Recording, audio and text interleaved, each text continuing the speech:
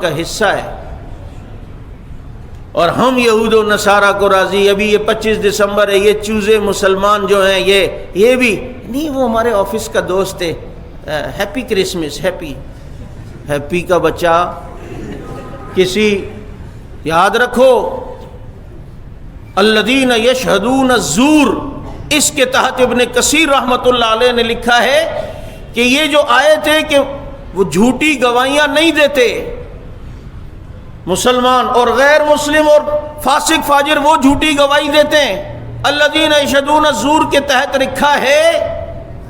کہ کسی غیر مسلم کو اس کی عید کے تہوار پر مبارک دینا یا اس کے تہوار میں شریک ہونا، یہ الذین یشہدون الزور میں شامل ہے، وہ جھوٹی گواہی دے رہا ہے۔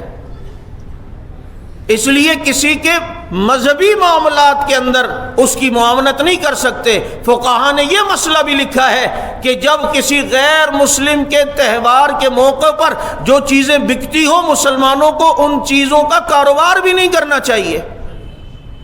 یہ ایسا ہی ہے جیسے کوئی کسی کو سلیب کو سجدہ کر رہا ہو اور آپ اس کے ساتھ تعاون کر رہے ہو۔ آج میرے خیال میں 25 دسمبر ہے، ہاں آج بھنگیوں کی عید ہے۔ یہ لفظ میں نے اس لیے کہا کہ یہ جتنی مبارک دے رہے ہیں یہ بھی پھر من تشبہ بقوم فہو منہ، یہ جو ہمارے یہاں میں نے 2-3 جمعے پہلے بھی کہا، اس طرح کے ذہن کے نا، ابے یار ایسا نہیں ہوتا یار، اتنی سختی بھی نہیں ہے یار، یہ ایک ماحول بنا کر چلنا چاہیے۔ وہ بھی تو انسانیت کے ناطے، انسانیت کا بچہ باپ اس کا ایڑیاں رگڑ رہا ہوتا اس کو پوچھتا نہیں ہے، اور باہر جو ہے نا وہ گوڑی چمڑی والی انسانیت اس کی فکر لگی ہوئی ہے۔ پتہ ہے ہمیں کتنی انسانیت ہے، اسلام نے جتنی انسانیت سکھائی ہے اتنی کسی نے نہیں، لیکن ایک حد ہے، ایک حد متعین کی ہے۔ انسانیت کا یہ مقصد تھوڑی ہے کہ غیر محرم کو اپنے گھر میں آ کر بیگم کے ساتھ بٹھا دو، وہاں پھر کہتے کیوں نہیں کہتے کہ جناب ایسا نہیں کرنا چاہیے، کیونکہ وہاں پھر وہ بھی تو پھر انسان کا دل چاہ رہا نا اب انسانیت کر۔ لیکن جہاں بات اسلام کے اصولوں کی آتی ہے تو وہاں اپنی ایفیشنسی جھاڑتے ہیں، اپنی علمیت جھاڑتے ہیں۔ بھائی ہر چیز کی حد کی ہے، اسلام نے کہا ہے نفلی صدقہ آپ اس کو غیر مسلموں کو بھی دے سکتے ہیں، آپ کے پڑوسی غیر مسلم میں دے سکتے ہیں، لیکن زکوٰۃ اس کے پیسے صرف مسلمانوں پہ لگیں گے۔ لیکن تم اپنی ٹانگ اڑاؤ، نہیں یار یہ مولویوں کی یہ مولویوں کی بنائی ہوئی بات ہے، تم نے اسلام کو پڑھا ہی کہاں سے، اسلام کو موقع مطالعہ ہی کہاں کیا ہے؟ تو جہاں پر ان کی عید کا مسئلہ ہے وہ نہیں، ہاں کسی غیر مسلم کے ہاں پتر پیدا ہوا، اس کو آتے جاؤ جی بچہ ہوا ہے، اچھا چلو جی اللہ تعالیٰ ہدایت دے، اس کو پیدا ہو گیا ہے، وہاں آپ اس کے ساتھ خوشی کا اظہار کر سکتے ہو، لیکن جہاں مذہبی معاملہ ہو اس کے مذہبی تہوار میں شریک نہیں ہو سکتے، چاہے وہ بدعتیوں کی بدعت کا مسئلہ ہو، چاہے وہ کسی اور غیر مسلم کے تہوار کا مسئلہ ہو، اس میں ہم شریک نہیں ہو سکتے۔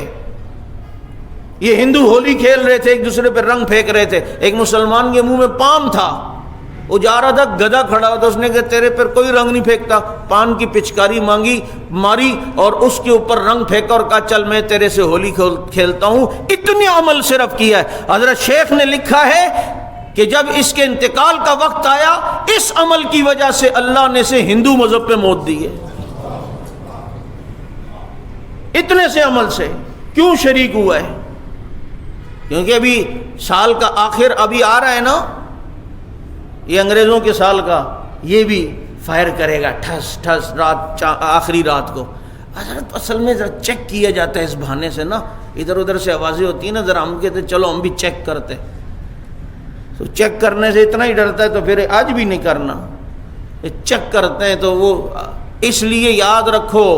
چیک کرنے کا بہانہ ہو یا چک کرنے کا بہانہ ہو، اس وقت جب کوئی عمل کو کر رہا ہو تو اس کے عمل کی مشابہت سے بچنا یہ ضروری ہے۔ اس لیے کسی غیر، ہم اسی لیے تو کہتے ہیں یہ 10 محرم کو 9 محرم کو یہ اکثر سنی کھڑے ہوئے ہوتے ہیں تاڑو کے چکر میں، یہ ان کی اپنی تعداد تو اتنی نہیں ہوتی، یہ جو ہیں طفیلی بن کر جا رہے ہوتے ہیں دیکھنے، نہیں ہم تو صرف دیکھنے جا رہے ہیں کہ کیا کر رہے ہیں اور کس طریقے سے کر رہے ہیں. تو بھائی جو کسی کی جمعیت کو بڑھائے گا، تعداد کو بڑھائے گا، تو انہی کے ساتھ اس کا حال ہوگا.